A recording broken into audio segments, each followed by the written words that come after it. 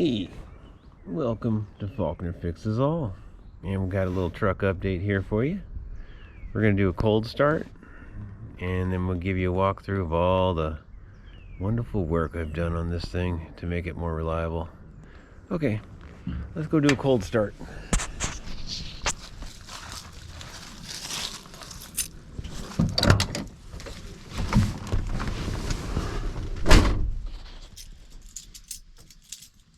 Okay, a couple pumps. Okay, annoying buzzer off, and very cold, as you can see. It's on the fast idle cam right now, and that means that the choke is partially closed and there's a fast idle screw to make the carburetor go fast, so your engine will stay running when it's cold. I've done a lot of work to this truck, and I've converted to 2-barrel carburation, and we will check it out. So we'll bring it down to the lower spot and we'll do a little walkthrough, pop the hood, and I'll show you all the work I've done. Okay.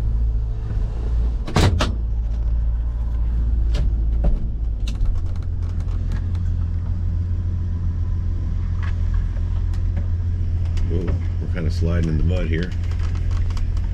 That's fun. Woo. It's a bit muddy up there. Yeah, it's been raining a while. Yeah, that was fun.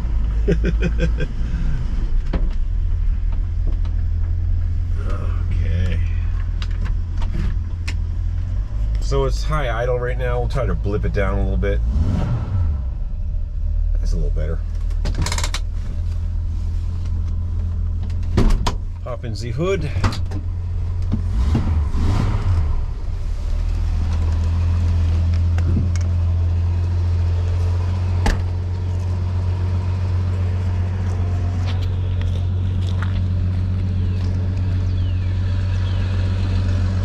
Sounds healthy.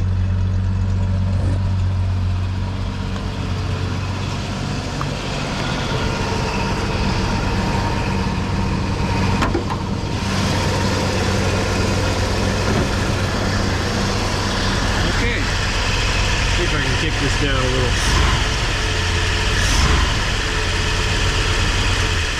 There we go. I just manually kicked it down. Okay, so the new work included a new front timing cover seal, new harmonic balancer, new intake exhaust gasket here,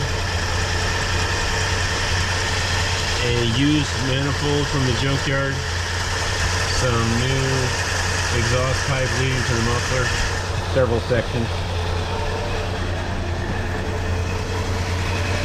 new head gasket, new push rod tubes, and new connecting rod bearings, and new oil pump, and obviously the 2-barrel conversion. Now on the 2-barrel conversion, I left this little aluminum part here, and most people take this off, but I left it on because heat from that tube travels up, not gas, just the heat. This gets really warm, and then this gets warm, and then that helps the carburetor atomize fuel, and you want the fuel to be atomized, especially when you put a giant carburetor on there, which is too big for the engine.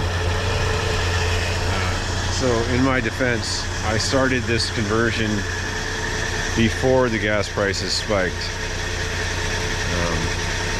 It gets a little less miles per gallon, but it has more power. But in my defense, I did just start this conversion before the gas prices went out of the roof. So everything's pretty good. It runs very well now. No exhaust, intake leaks.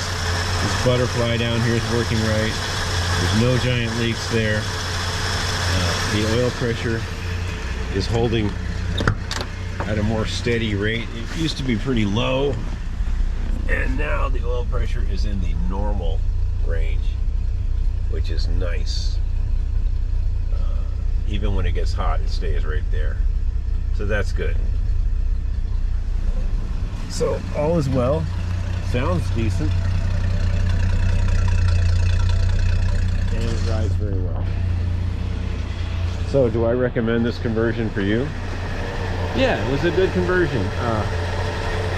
Fairly inexpensive, wasn't that hard to do. And while I was at it, I did the head gasket and the connecting rod bearings and all that extra stuff. But if you were just going to convert it, it wouldn't be that much work at all. But in my opinion, you should leave this little EGR aluminum spacer intact, because that helps the fuel get warm. This piece heats up and heats the bottom of the carburetor and makes everything happy. Most people take that off, but I think they're wrong. But you can leave some comments and tell me that I'm wrong too. Remember, Faulkner Fixes All here, the only channel that matters. Listen to that hum. Oh yeah. Music to my ears.